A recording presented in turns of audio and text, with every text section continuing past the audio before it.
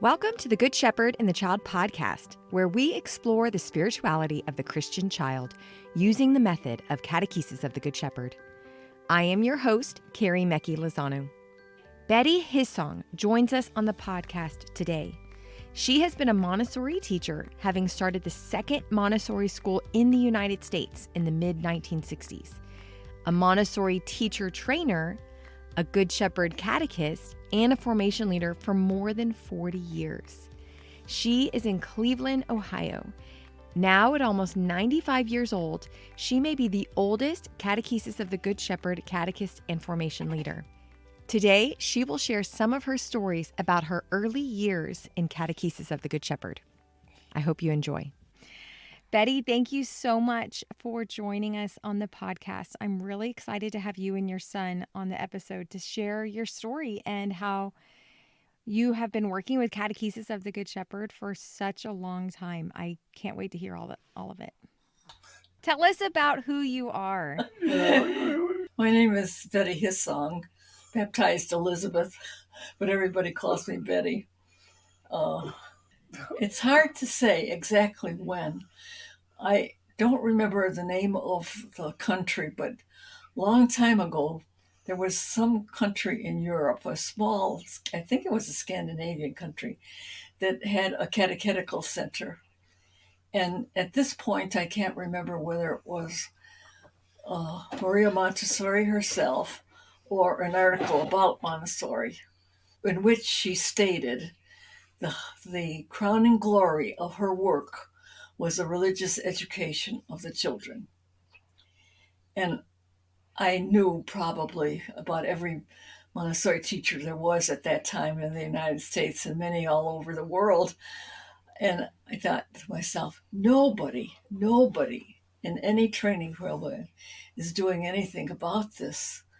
You know, there's something wrong. We're not doing anything. And this was before I knew anything about Sofia Cavalletti. But Maria Montessori did a little bit of stuff, but it was really Sofia Cavalletti who did something that was Montessori based, but also, her own insights into what the children are like and their relationship with God. I remember trying to find out something more about Sofia Cavalletti because someplace along the line, I had heard that it was Sofia who had really accomplished what Maria Montessori wanted done in her classrooms. Mom, I'm going to interject so people know who I am. Okay. My name's John Hissong. I'm my mother's eldest son. I've been schlepping Montessori equipment and Good Shepherd equipment in boxes all over the country for my mother for most of my, at least since I've been a teenager. And I've sat through dozens, probably about 30 different training programs that my mother gave. My mother's nearly 95 right now as we're doing this. Well, thank you, John. We really appreciate you being here with us. So, Betty, when did you hear about Sofia and her work? I'm not absolutely positive where I first heard about it. I remember that when I did hear about her, it must have been an article that I read someplace, in some kind of catechetical journal or something. But I remember writing to her. And this is before she came for the first time yes. to the United States in 1975. And she graciously wrote me a letter back and suggested that I contact Patricia Coulter, whom I had just happened to have met in an airplane, where we were both coming back from a Montessori seminar. And so I contacted Patricia and invited her to come and give I don't know what you would call it. It's just a week's, it wasn't a training program. It was just information about Sofia's work. She had been in Rome herself and had received the training from Sofia Cavalletti. And we we were doing it in one of the dormitories at John Carroll University. But we had a wonderful time and great, learned a lot, but it was not a real training program. It was just people that were interested in a number of my parents in my class in my Montessori school came, and she did a great job. And that was sort of like the first time we had any kind of real information about Sofia Cavalletti was what I got from Patricia that time in Cleveland. Mama, how did you get started in Montessori? I'm referring to your experience, your first great pioneering experience when you were a collegiate. Mother was born in 1927. So she grew up in the Depression, and she was in college during World War II. And I was attending a girls' college here in Cleveland called Earthland College. And when the boys started coming back, there was a Jesuit at John Carroll who decided to try to influence these guys into some spirituality. It's a little more complicated. The man who ultimately became my father was a returning GI. You may have heard of what's now called Christian Life Communities. It was called the Sodality, Carrie. And the Sodality was originally the third order for Jesuits, where lay men and women would try to live out as best they could in their state of life the spirituality of the founder of the order, in this case the Jesuits. Mm-hmm. And Mother and my father were among the very first group of 10 laymen and women to make the spiritual exercises of St. Ignatius the way the Jesuits did every year. Every Jesuit has to make the exercises in an 8-day form every year. Mm-hmm. They were the first group of laymen to do that since the 1770s. Wow. I mean, it was like 200-year, almost not quite 200-year gap. This is like in 1952 or so. Yeah. But that process there, when Mother was the first group, created a cadre of young men and women, and many of them married one another, including my parents. I literally owe my existence to the spiritual exercises of St. Ignatius, who were on fire for the gospel, for our Lord, and one of the things, Ignatius, if you've made the exercises, he wants you to make some concrete decision about the election, about some kind of good that you're going to do, some concrete thing. And this group got together, and what was the thing that they decided to do, Mama? I thought you were going to talk about how your dad invited me to join hands with him in marriage. Well, you can talk about that too. That's an indirect link to. He said, "Do you want to hear what my election was?" And of course, I was sure that it was going to be to join the Jesuits or to marry one of my other friends that he dated. And instead, he said, "Well, I made the election that we might consider whether or not God wants us to get married." Yeah. And I by that time I was practically out of the car door because I was so scared that he was going to tell me he was going to join the Jesuits. But anyway, one of the things that there was a magazine called Jubilee at that time, and Nancy Rambush, who was the one that really brought Montessori back to the United States. Well, she had gone with her husband to Europe. He was an architect, liturgical architect, and he had gone there to study and look at many of the beautiful cathedrals there were there in Rome. And while she was there, she ran into a woman who was a Montessori teacher and eventually took the training there and brought it back to the United States. Well, she wrote an article in Jubilee that explained what Montessori was, and we kind of figured out, well, this is really what we would like for our children. And so we opened up what was then the second Montessori school in the United States. Wow. Yeah, and it was not just, this is a nice thing to do. This was prayer and discernment. This group of Ignatian-oriented, on fire. Not only this is something good for us, this is something that would be good to do as an apostolate for the whole society. And Mother's first pioneer moment, being one of the first lay women to make the exercises, led to the second thing, the second pioneer moment, where she helped found the second Montessori school in the United States. And of course, we were really wanting to make sure that it had religious formation for our children.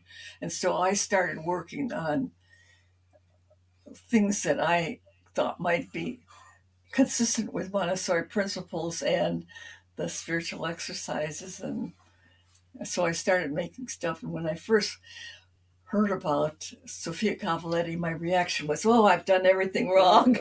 But later on, I realized that there were some elements of it that were consistent with what Sofia wanted. So I wasn't that far off. So mother was kind of trying to do what Sofia was already doing in a different way, and with less insight, I think. Sorry, Mama. Well, Sofia herself really wasn't involved in children. In fact, one of the first stories I remember about Sofia was that somebody had asked her if she would prepare a boy for first communion. And her reaction was, I don't know anything about children. The theologians used to teach at the university. And they said, well, that's okay. We know someone that knows a lot about children. And it happened to be John Agobi, who was a Montessori teacher and actually a relative of Sofia Cavalletti. The second cousin of Maria Montessori herself. And that was at the beginning, I think, of a wonderful relationship. Yeah. Let's talk a little bit about your Montessori work. You were very, very involved in early Montessori also in this country. At one point, you knew every Montessori teacher in the entire United States. Yeah. And you also trained hundreds of Montessori educators. Yeah. And you were a certifier. I don't know exactly what the title was. The American Montessori Society had a group of us who used to go to different Montessori schools and see if they were really doing what they were supposed to be doing, and certified them.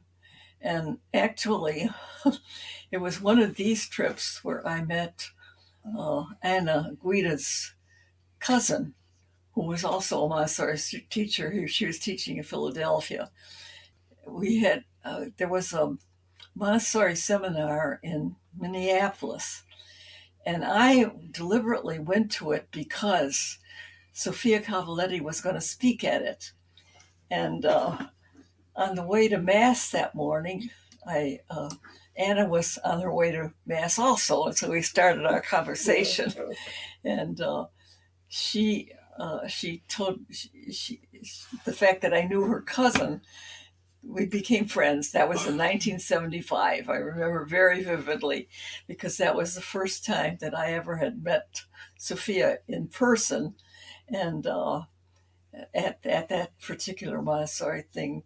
And Anna May told me at that time that Sofia was going to be giving a course in Minneapolis after the Montessori seminar was It was over. the first course Sofia gave in the United States in 1975. And I almost cried. I really almost cried because I had not heard anything about that.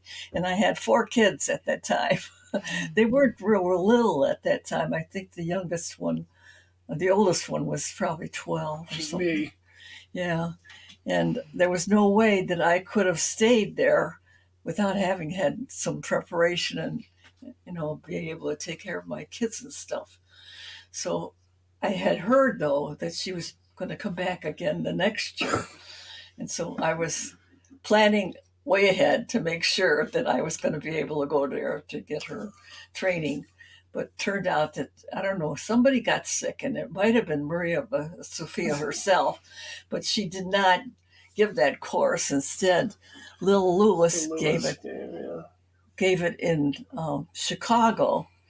And I was not quite sure I should really take that course from Lil, because I had visited Lil since I had heard she had done something with Sofia's material, and actually it was the community that Tina Lillig belonged to.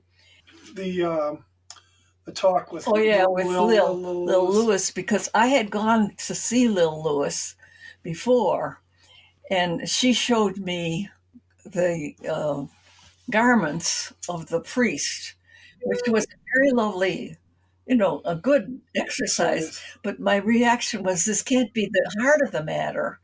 This isn't just, the externals.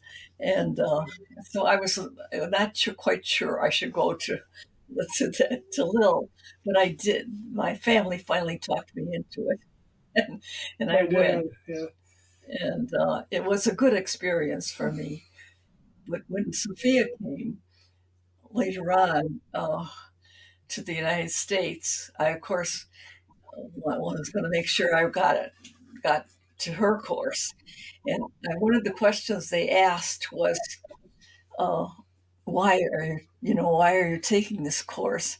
And I had told them I took it from Lil, but I wanted to get it from the horse's mouth. And first thing that, Sofia used to call everybody in at least once for a kind of a conversation with every person that was in her course. And when I came to her, when she invited me in, one of the first questions she asked me is, "What's this horse's mouth thing?" Well, in Chicago, the Episcopalians were very interested in the bishop there. Yeah. Right Reverend Francis T. Griswold III, who was the Episcopal Bishop of Chicago, was extremely interested and supportive of the Good Shepherd Catechesis. And it's one of the reasons the first office for the CGS was in Chicago. I mean, part of it was Tina Lillig, but a lot of it had to do with the bishop there, the Episcopal bishop. In fact, they gave her an office in one of their Episcopal churches there in Chicago, out of which she worked for a long time. A little aside, it's very clear that the Episcopalians saved the Good Shepherd Catechesis in the United States. There was a fairly long period where there was relatively little interest from Catholics. And Sofia is not an indifferentist. She's well aware of the differences and very, very grateful to the Episcopalian.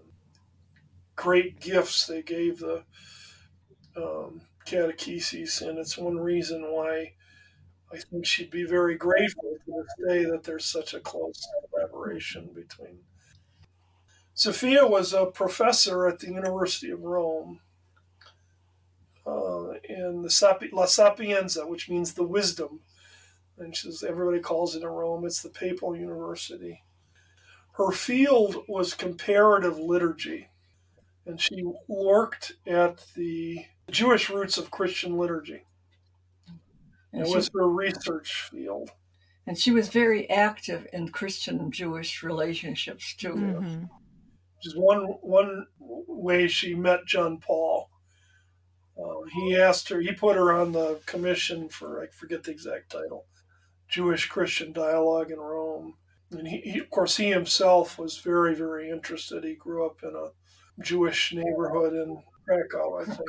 And one of his closest friends was a Jewish boy who we invited to his inauguration. One of her mentor, I guess, and I think her doctoral advisor was a very famous Jewish rabbi named Zoli. Oh, yeah. Zoli was the chief rabbi, and he was so impressed with the tremendous efforts that the popes, Pius XII and others, took to try to protect the Jews in Rome, that afterwards he converted. Mm-hmm. Yeah, that's in his book Before the Dawn. It's really beautiful. He was her mentor. So I said, she was my mentor, but she really ultimately became one of my closest friends. Mm. And it's such a great honor to know that, she and I liked each other. Mm-hmm. And everybody knows about Sofia and Jana, but there were two other people who were very, very important in the catechesis. First is Tilda Cocchini. Yeah. Now, she was a parent of some of the early children in the Good Shepherd. And she was in art a lot. Sofia was a PhD, and a lot of her friends were professionals. And Tilde was an art historian in Rome. And she became also one of Sofia's great supporters. And then the other one was Silvana Montanaro. Mm-hmm. It was for many, many years, it was really like, everybody talks about Sofia and Jana, but it was really like the big four of them. But they were really the prime movers of the Good Shepherd. Mother, what do you think is the most important advice you have for any catechist? I think that many times we hover over our notes and our albums in order to prepare for a class. And yet I'm absolutely convinced that the best thing we could do would be, before we enter into our atriums, is to actually pray. And to go over what we're going to handle that day. I mean, to make that the subject of our prayer, so that God can be working through us rather than we, the ones that are giving this to the kids. Mm-hmm. That's beautiful advice. Invite the Holy Spirit into the space so he really is the teacher. Well, thank you so much, Betty and John. This has been so fun to hear all the stories of people and how Good Shepherd kind of moved in America and all over the world. I always find all of these stories really fascinating, and that makes me really grateful for people like you and all the amazing men and women before me who have taken so much of their life to make it what it is. And I just want to really thank you for sharing these stories, but also thank you for your life work, both of you. Thank you all for listening to this week's episode of the Good Shepherd and the Child podcast. On Tuesday, April 19th, we have a spring catechist study day coming up. Gather with fellow catechists to explore the presentations of the empty tomb, the resurrection narratives, and the Pentecost celebration. We will also discuss some practical end-of-the-year procedures. Join us on Zoom on Tuesday, April 19th from 7 to 9 Eastern Time as we enter into the joy of the resurrection. This formation day is designed for those members of CGS USA who have completed a CGS USA sponsored catechist formation, at least level 1 formation, or you are currently participating in a CGS USA sponsored formation course. Space is limited, so go to our show notes to check out the link to register. So CGS USA has vendor organization members. These are organizations, companies, or individuals who create and sell goods that support catechists in preparing the Atrium materials for children. They go through an approval process and are formally recognized as vendors that our members can trust. Materials offered for sale by a vendor member must follow the guidelines for materials identified by the International Council, the Concilio. They also follow the guidelines of the characteristics of the Catechesis of the Good Shepherd, and they must sell products that are safe under the regulations of the United States Consumer Product Safety Commission. Vendor members of CGS USA are an important part of our CGS USA members ministry with children. CGS USA strives to build connections between our catechist members and our vendor members. We are really grateful to the catechist husband, a benefactor vendor member, for all the help and support that they have shared with us over the years. The catechist husband would like to remind you that it's not too late to order your Easter materials. We have cities, tombs, and cynagals in stock and ready to ship. You could go to our show notes for a link to his website. This podcast is sponsored by the United States Association of Catechesis of the Good Shepherd. If you would like to know more about Catechesis of the Good Shepherd or to become a member, please go to cgsusa.org. Thank you all for listening this week. We will see you in 2 weeks. Go and fall more deeply in love with God.